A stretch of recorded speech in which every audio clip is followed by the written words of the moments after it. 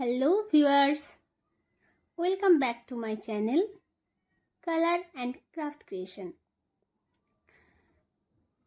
West material দিয়ে কিছু বানালে ভালোই লাগে, তাই না বলুন? ঘর থেকে কিন্তু কোনো জিনিস যতই ফেলে দেওয়া জিনিস হোক, ফেলে দিতে গেলে কিন্তু যথেষ্ট মায়া লাগে। কারোর লাগে কিনা জানি না, তবে আমার কিন্তু খুব লাগে, সে একটা ছেঁড়া জামা হোক না কেন। তো আজকে এই বোতলটা দেখলাম অনেক দিনের পুরনো হয়ে গেছিল, আর এমনিতেও এইসব বোতল বেশি দিন ব্যবহার করতে নেই, তো এটাকে কি কাজে লাগানো যায়।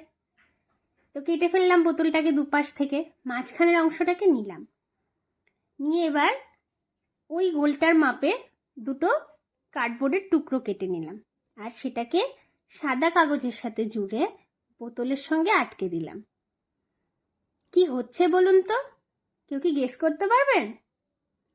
তাহলে দেখতে থাকুন। এইবার দুপাশে সাদা কাগজ মোড়ানো হয়ে গেলে মাঝখানটা কালারিং আর্ট পেপার দিয়ে মুড়িয়ে নিচ্ছি।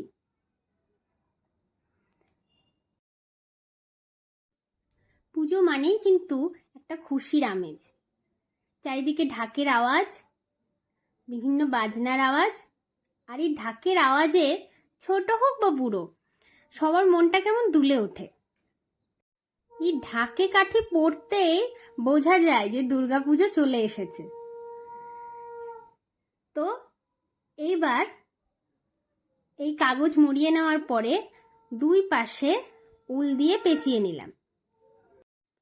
তো বন্ধুরা, এতক্ষণে আপনারা নিশ্চয়ই বুঝেই গেছেন যে আমি ঢাক বানাতে চলেছি। তো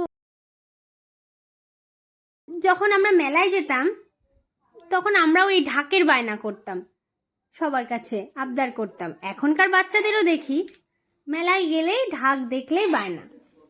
তো আপনারা যদি খুব সহজে ওয়েস্ট জিনিস দিয়ে বাড়িতেই বাচ্চাদের ঢাক বানিয়ে দিতে পারেন, তাহলে তো খরচটা বেঁচেই গেল, ঠিক কি না?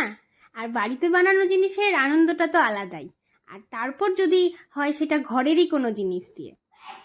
তাহলে এভাবে আমরা উলটুল পেঁচিয়ে নেওয়ার পরে এবার ঢাকের ডিজাইনটা আনার জন্য একটা সূচের মধ্যে উল পুড়ে নিয়ে সুতোর মধ্যে দিয়ে দিয়ে বুনে বুনে ডিজাইনটা তৈরি করে নিলাম। লাগছে কি এবার কিছুটা ঢাকের মতো? ঢাকের আওয়াজ আমার কিন্তু খুব ভালো লাগে। তা আপনাদের ঢাকের আওয়াজ কেমন লাগে কমেন্ট করে জানাতে ভুলবেন না কিন্তু।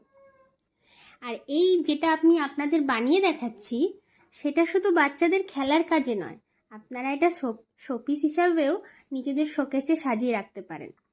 আর তাছাড়া যাদের বাড়িতে দুর্গাপুজো হয় তারা এটা ঘর সাজানোর কাজে, মানে মণ্ডপ সাজানোর কাজেও ব্যবহার করতে পারেন।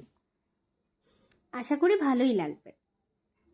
তো এবার উল দিয়েই আমি ঢাক ঝোলানোর দড়িটাও বানিয়ে নিলাম। আর এবার ঢাকের দুপাশে যে সাদা অংশ রয়েছে তার মাঝখানে যে কালো অংশ রয়েছে সেটা আমরা একটা স্কেচ পেন দিয়ে আর বোতলের মুটকি দিয়ে গোল করে নিলাম, আর ভেতরটা কালো রং দিয়ে রং করে নেব যাতে প্রপার ঢাকের লুকটা ক্রিয়েট হয়ে যায়। একই রকমভাবে দুটো পাশেই কালো রং করে নিলেই আমাদের ঢাকটা কিন্তু অলমোস্ট রেডি। এবার ঢাকের গায়ে পালকের মতো একটা অংশ থাকে, সেটা বানানোর জন্য আমি যেভাবে কাগজটা কেটে আপনাদের দেখাচ্ছি সেভাবে কেটে নিতে হবে।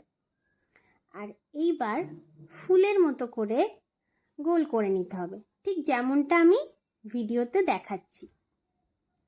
আর এইভাবে গোল করে নিতে নিতে দেখুন লাগছে না অনেকটা পালকের মতো? এটাই আঠার সাহায্যে ঢোলের সুতোর ভেতর দিয়ে লাগিয়ে দিতে হবে। এবার মনে হচ্ছে কি না পুজোর ঢাক?